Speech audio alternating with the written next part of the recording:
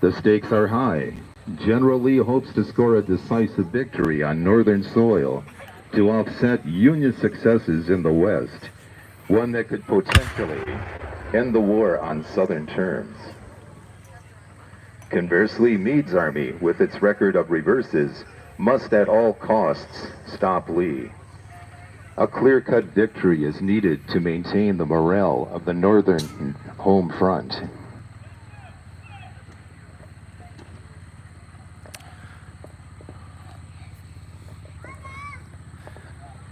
On July 1st, 1863, the forward elements of both armies collide west of the sleepy market town of Gettysburg, Pennsylvania. Union cavalry under General John Buford holds off Confederate infantry long enough for General John Reynolds, commanding the left wing of the Federal Army, to funnel infantry units into the fight, including the highly vaunted Iron Brigade, a unit of Midwesterners, including the 24th Michigan Volunteer Infantry. Throughout the day, reinforcements arrive for both armies. More Confederate units arrive sooner, however, and have the advantage. Despite a heroic defense, by day's end, the Union Army is pushed back, collapsing on the town of Gettysburg. The Union survivors eventually regroup on the high ground running north to south beyond the town, and the day's action ends.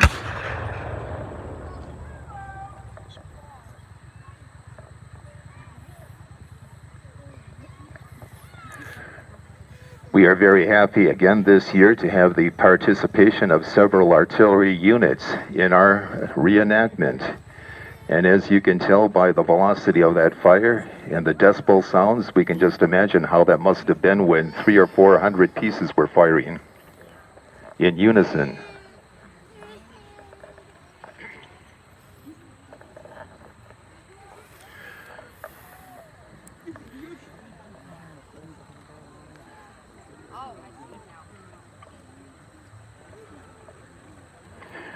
At the end of July 1st, Lee's army has had a successful day, but the issue is not settled. Although battered, the Union Army is still present and showing fight. Reinforcements for both armies continue to arrive overnight in what promises to be a bigger battle the next day.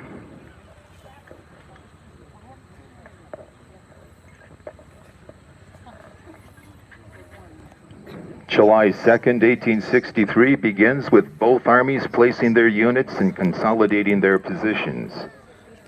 Then, late in the afternoon, a devastating attack is launched against the Union left by General James Longstreet's First Corps of the Army of Northern Virginia.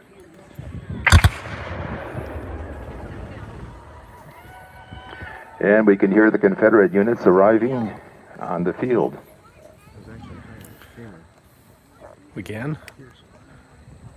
The Confederates' tide crumples the Union lines. Places such as the Peach Orchard, the Trostle Farm, Devil's Den, the Slaughter Pen, and Little Round Top are indelibly etched in American memory. Key amongst these is the Rose Farm wheat field, where our reenactment is taking place today.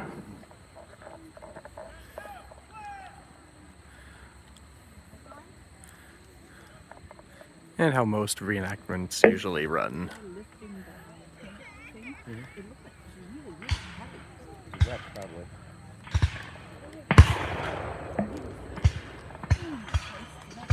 Oh, I hear gunfire over there. Sure would be cool to see it.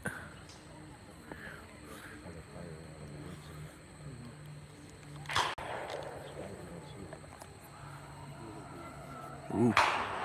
Rebel yells.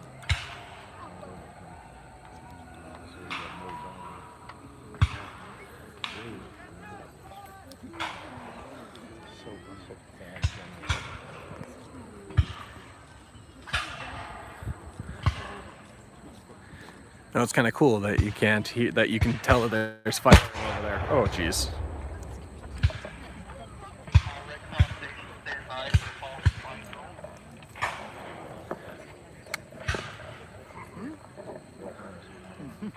Artillery units provided critical support for infantry in both offensive and defensive operations.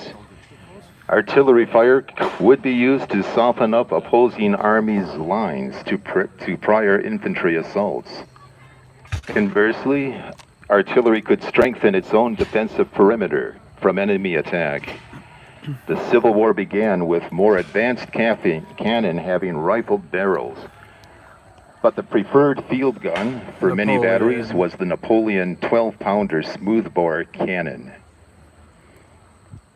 Batteries were organized to carry either 4 or 6 guns, typically complemented by caissons carrying round shot, spherical case shot, and canister for ammunition. Several crew per gun were needed to fire in action.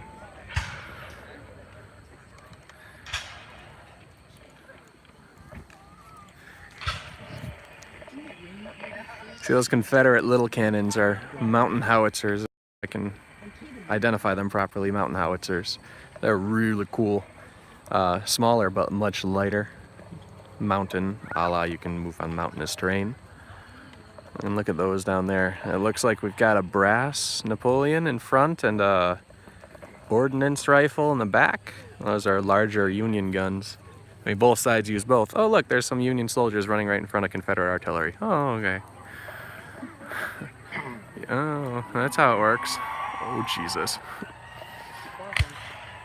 And we now hear the Confederates coming onto the field. We see there's Northern skirmishers now falling back under the advance of the Confederates.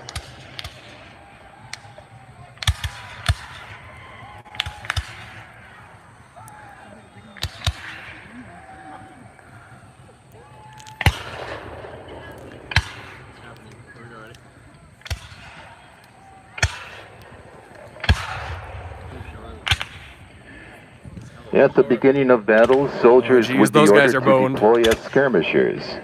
A section of their unit would march forward and spread out. Each soldier would have a partner out on the field taking shots at the enemy. While this would not win a battle, it would pester the enemy ranks enough to cause fear and shake their resolve. I wrote that. The skirmishers provided a covering force, while at the same time helped to develop the enemy force's size, position, and intentions. Look at all that defense you're getting behind that fence. That is some good defense right there. Get it?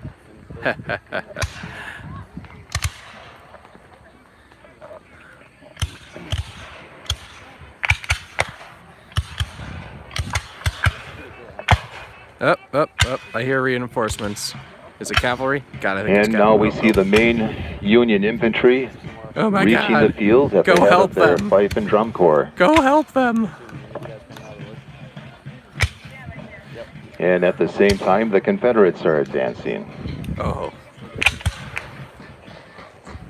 that's cool. Oh, that's cool. Soldiers in the Civil War were trained to fight using line infantry tactics. They would stand shoulder to shoulder in a battle line, 2 men deep. While the front rank man would aim, the rear rank man would take a small step to the side to fit his musket between the 2 men in front. That way, every man in the rank could fire at once. Firing in volleys was considered to be the most effective way to deliver destruction upon the enemy, inflicting potentially severe casualties. Also intimidation? I didn't write that.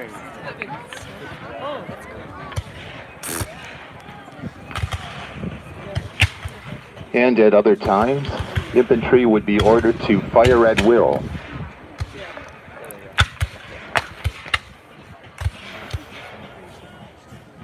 I just want to get like a drone, watch this like real-time strategy game style.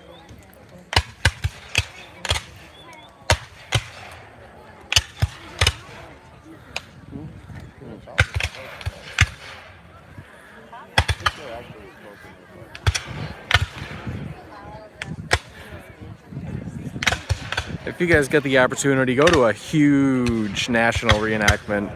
Like, this is cool, don't get me wrong, but if you see a line like that, but like 20 times as long, all firing, man, that's epic. something's happened with the Confederates. Oh, jeez. Oh, jeez. It appears the Confederates are now in a flanking maneuver to outflank the Union position, and we see the Union skirmishers falling back.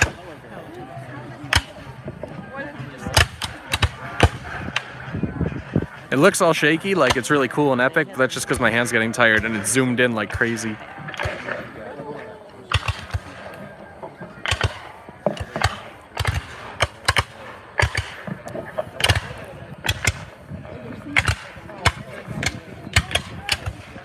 Oh, I can't get both in. Over 2,600 Michigan men fought at the Battle of Gettysburg, organized into 7 infantry and 4 cavalry regiments, Oh, there they go.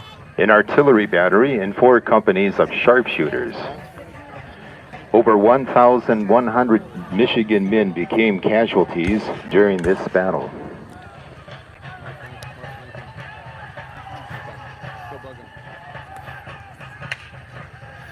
So the wheat field apparently had some hand-to-hand combat in it, and I'm really excited and interested to see how they do it, and if they just do that kind of musket lock to musket lock kind of push. Not really a fan of that, but you guys, if you're curious, you can go and watch my video about hand-to-hand combat in the Civil War. It probably needs to be retouched or redone, but you know, go ahead.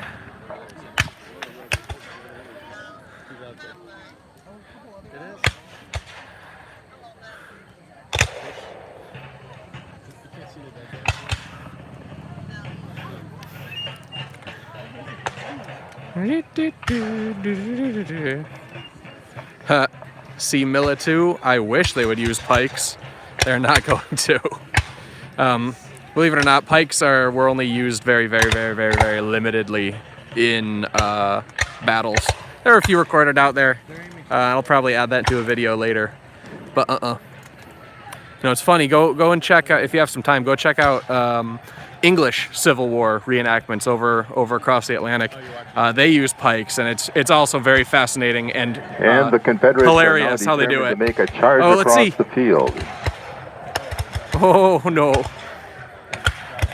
And they pause to deliver a volley. Not a very good one. Oh, they're scared. We're getting too close. Oh, geez.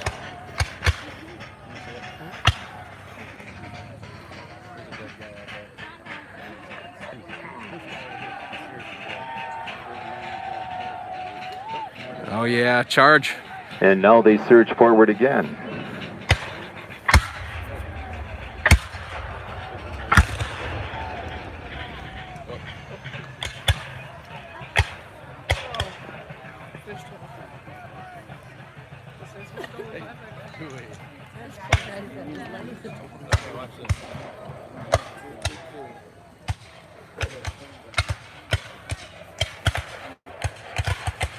There's some volley fire. Not volley fire, independent fire. During the time of the Civil War, the distance between the 2 opposing lines would have been considered very close for exchanging volleys. No.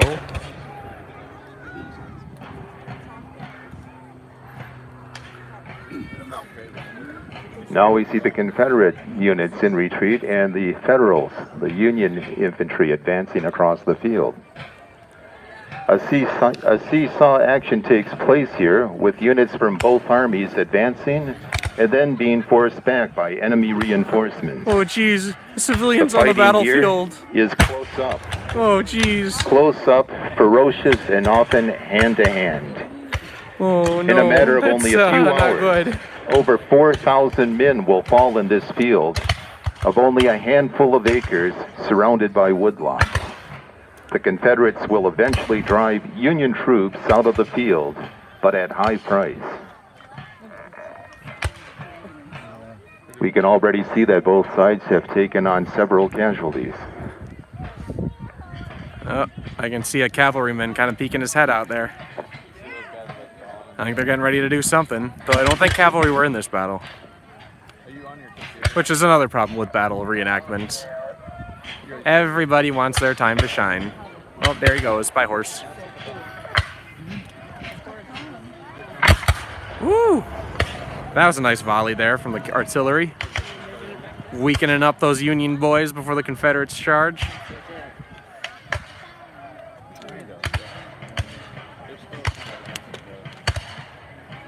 God, I'm dying in the sun here. I got my hat cocked to block the sun and I'm still burning up. Oh, those guys are running. There they go. They're scared. Oh, geez, Rick, let's get out of here. Ranks are being decimated in the severity of this fight.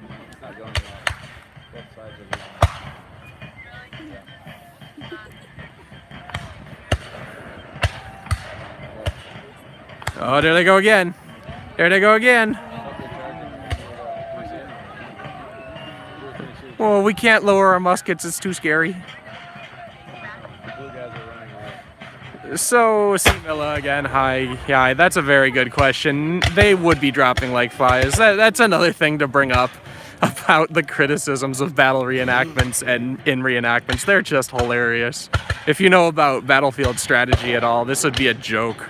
No one would be stopping and firing from that position. It would be dumb. You would lose your position as an officer. But they're trying to do... Oh my gosh, there's an artillerist just shooting his pistol off. Oh gee, there they go. See, they're trying to recreate a huge battle on a tiny little field like this. Outflanked by the Confederates. So that it's like mini. Everything is miniaturized, but except for the units. And the Union troops begin to retire from the field. This is a part of the Battle of Gettysburg that had along the line thousands. at Gettysburg this day, the Southern attacks will lose momentum, and further efforts will come short of their ultimate objectives. Although forced back, the Union forces still will hold the high ground on Cemetery Ridge and Little Round Top. On the opposite end of the line, at Culp's Hill and Cemetery Hill, Confederate attacks will fall just short of success. The Yankee Army has very stubbornly stood to its ground, and so ends the very bloody second day of the Battle of Gettysburg, with the issue of victory or defeat still undecided. All right, guys, I'm going to stop this video and start up the next battle scenario when it starts. It'll probably be like 5 minutes. Yay, good job, guys. Good job. Woo! Woohoo! All right, let's check out. I'm gonna say goodbye. Yes, by the way, most of those rifles are, or most of those muskets are rifled. By the way, rifle muskets. They are now have very a long distance. All right, I'll get back to you guys as soon as the next battle starts, assuming I have enough battery. Present us with some All right, bye. cavalry